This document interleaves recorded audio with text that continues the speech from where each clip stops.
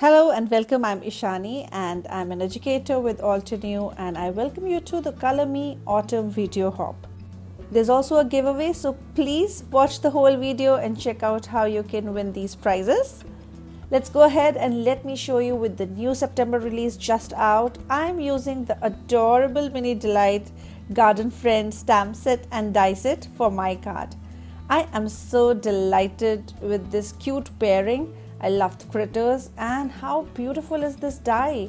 It has all these lovely leaves that you can cut together, and there's so much texture on these leaves as well. Perfect set of leaves for an autumn theme card. So I'm going to use these leaves, and then I'm also using this cute squirrel or chipmunk, and we're going to do some layering to make a lifelike squirrel for my card.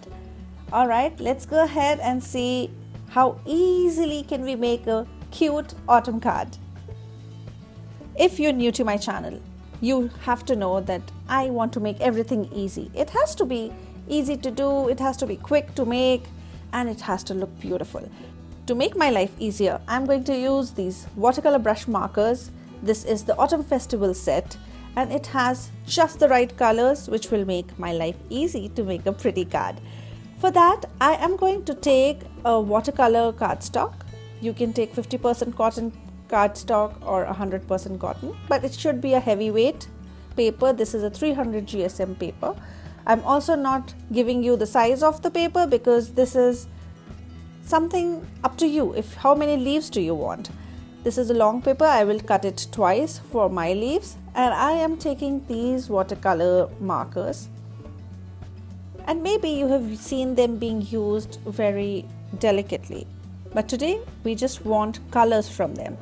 For that, I have arranged them in a little sequence from light to dark, and I will start with spritzing some water onto my cardstock. And this is how I prep my paper, because we are going to get some color on our cardstock, and for that I need the paper, the grains of the paper to be wet. So I start with my light color, and I'm going to apply color at two places on the paper because I want two sets of leaves to be cut from this sheet. This is the same thing. What I'm doing is just building up my colors as I go. The sequencing is same. There is no rule to it. You just do what you want. You want more orange, put more orange. You want more yellow, do that. It's up to you, whatever you like. So I have a trick that I use always when I'm doing some ink smooshing or playing with watercolors where I just want texture. So this is an acetate that I have a little washi tape on, and I use it not just for smooshing but also to move my watercolors or paints wherever I want. So for like this, I want to move my paints and I don't want to put a brush or get my fingers dirty. For that, I have this acetate. I have a lot of orange and browns, but I see that the yellow is missing. So just to get some more yellow, I am adding the yellow pigment on my paper. And there is no rule for it. It is your heart's desire. It is my heart's desire to add pink now. So you can do this. If you don't have those watercolor markers, take your ink cube, smoosh it on that acetate, spritz some water on it, and add your color onto the paper. So this way I also get a little pink and now a little darker cosmic berry. So it's just mixture of colors because the autumn leaves don't come in one color. The only color I've not used here is green, and brown we have made with all the mix of colors already. You could use green as well, but it's okay. I think we can skip green. We'll keep it for the spring cards.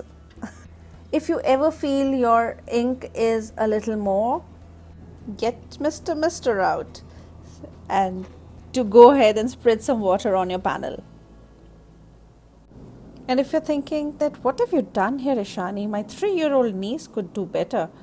Then wait, I know she can do better. But your leaves will turn beautiful. Trust me. Let's go, and now we'll go ahead and die cut our leaves twice from this panel. So I have it long enough that I can cut it twice. I'll go ahead and die cut these and look at them. Now, do they look natural to you or not? I think they came up beautifully, and you could add a little green. But I love how there is yellows and pinks and dark pinks, browns and yellow. My God, I love this. I love it. Let's go ahead and see what can we do with our beautifully colored autumn leaves. Also, do not throw the scrap paper because it's not scrap yet. It's not cut enough yet. So it's time to make a squirrel, and we have layering stamps. So for that, I'm going to use this Coffee Break fresh dye inks, and it has 4 inks, perfect for my cute squirrel. And just next to my table I have a window, and there is a squirrel that lives around our building. And if I keep something, a fruit or something just next out of my window, it always comes and nibbles, and it's so cute to look at her or look at it. I mean, I wish I had thought of recording that cute squirrel just before I did this video, or like at least while editing I should have thought of it. Or no, for next time probably. Let's go ahead and put the lightest layer. This is sand dunes that I'm stamping, and next is just layering your stamps. I'm sure you know how it is done. We change the color, get a little darker with every next layer, and this stamp set makes it very easy because there is a marking on our stamp already. So you see there is an A1 which we've already stamped. Next I take the A2. I was planning to use a stamping block, but then I thought stamp wheel is good because this layering stamp needs a little bit of precision, and I chose this groove between the head and the tail to layer all my stamps in that way, where I'm looking at this cute groove the tail is making. So I stamp my second layer. This is Rocky Shores. For my third layer, I'm going to take A3 and just go ahead, position it and stamp with Mocha ink, which is the third darker ink. And for the fourth layer, you have to be just a little careful about where you place these 3 stripes. We add it in between the 2 lighter layers, and I stamp it with espresso ink. And with this, the body of our squirrel is over. Now it's time to give it some pink lips. And you'll see the small dot that is there in the stamp set. I take an acrylic block and add some pink lips just under the nose of my squirrel. And now it's time to fussy cut it. Sadly, it doesn't come with a coordinating die, but I love to fussy cut, and the Altenew fine blade scissors are perfect for intricate cuts with delicate details. And it has a very secure grip, and your hands also do not get tired. Also, it has a non-sticky metal surface. Just to add some more details to our cute little squirrel, I'm going to add a little eyeball, just white dot with my white gel pen, just where the eyes are. And this completes my squirrel, and please tell me that it is very cute. Now with the main elements ready, the leaves are ready, the cute critter is ready, let's create a lovely background, for which I'm going to take pink, purple and yellow. And I'm going to use these colors on just one corner of my cardstock. I start with purple wine. I love these small blending brush which are flat bristles for creating background like this. And I'm going to get all these 3 colors: deep iris, mango smoothie and purple wine. If you're enjoying my video so far, I would like to invite you for my ACP workshops. So these are workshops that I take once a month on Saturday, 10 a.m. Eastern Time, and I would love you to join me for a live Zoom workshop where I take some Altenew products and we create beautiful cards with amazing techniques that we usually miss or do not try. Also, you get 20% off on the supply list. So if you'd like to join, check out my blog and you will get the details there, or send me a DM on Instagram. I will respond to you as soon as I can. Now for the sentiment, I am taking the Versatil greeting 2 and I'm going to use the word happy from this die set. It creates a shadow and a happy word separately. And it's time to get our not so scrap paper. So I'm going to die cut happy, and also I need a strip of colored cardstock. By colored cardstock I mean this multicolored cardstock. I just add a little bit of yellow and I'll cut down a strip of it and stamp birthday on a strip of paper. For the shadow I cut a dark brown cardstock. And with our sentiment almost ready, I just want to create a little texture on my ink blended background, for which I take the pinks that I have used initially for smooshing on my cardstock. I take the same pink wine, cosmic berry, and with a little water and brush I make small splatters just on the corner of the cardstock over my ink blended background. This will create little dots of pink, which will look very pretty because we have a light color underneath and then we have same vibrancy from the leaves, and these will just tie together these little splatters. Though I'm not a splatter girl, I wanted to create splatters for this card. Now with most of the things ready, I want to create more texture on my card, but how do I do that? I am going to use this top folding brown colored cardstock, which will be my base. And I have cut my white panel in a way that I have around 1/2 inch of border all around my white cardstock. So on my brown panel, I am going to use some tone on tone embossed look with die cuts. This is my favorite way to get some texture with tone on tone effect.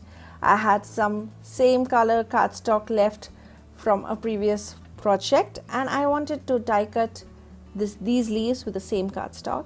So I die cut them all along with the acorns. I'm going to use a lighter brown paper for acorns, but the stems of them will be with the same brown cardstock.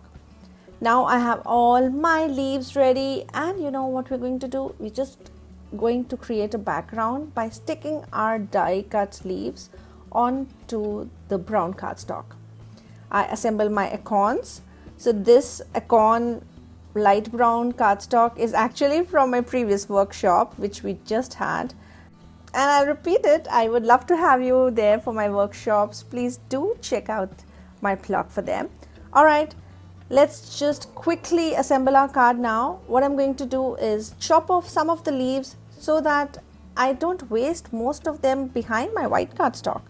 So wherever the leaves are going to go under the white cardstock, I'm going to snip them off and then use them just to create the border for my card. So for here I'm going to snip off 2 leaves, and like that I'm going to do it with all the leaves. Just take them and adhere them with glue. Also for the video hop, to win the giveaway, we would want you to check out all the videos in this hop and comment in the comment section below for all the videos. And if you love our work, why not give us a follow? Who's next after me is there in the description box. Wait till the end, check out my card, and then you can go and check out who's next. Also there in the description box is my blog. I hope you will come and say a hello to me or send me an email. I would love to reply back to you. Also I am attaching a PDF with a supply list and also my affiliate link. If you like my work, I would love you to purchase via my affiliate link. It means a lot to me when you purchase via my affiliate links. It's time to assemble the card now. And for that, I'm first mounting my white colored card base onto my faux embossed background with foam tape. Next, I want to create a bed of leaves, for which I'm going to use my leaves and orient them in a way that the yellow background that we have on our panel behind matches with a little yellow on the leaves as well. So I take my leaves and start sticking on it, but I also notice that there is a little white edge on my die cuts, for which I take a little color from the same water brush markers and I add a little onto the edges to cover the stark white that is visible because of, we have two layers of colors and the white is quite visible. Also, you can use another marker, like I have this Tahitian Terrace pink marker that I am going to use to just run around my die cut leaf and cover up all the white starkness. You can also choose to not glue the tip of the leaves and just let them pop up. And now after the leaves are done, I add my sentiment and foam mount my cute squirrel as well. I tuck in the little acorns under her feet, and to finish off my card I have used some satin gold sequins. And I hope you like this cute card. I'm also guest designing this month, so do not forget to check out my blog for beautiful inspiration. And this cute card, have you noticed it somewhere? If you have, do let me know in the comments below if you've seen it anywhere else. Thank you so much for stopping by, and all the best to win the giveaway. See you for my workshop. Thank you. Bye.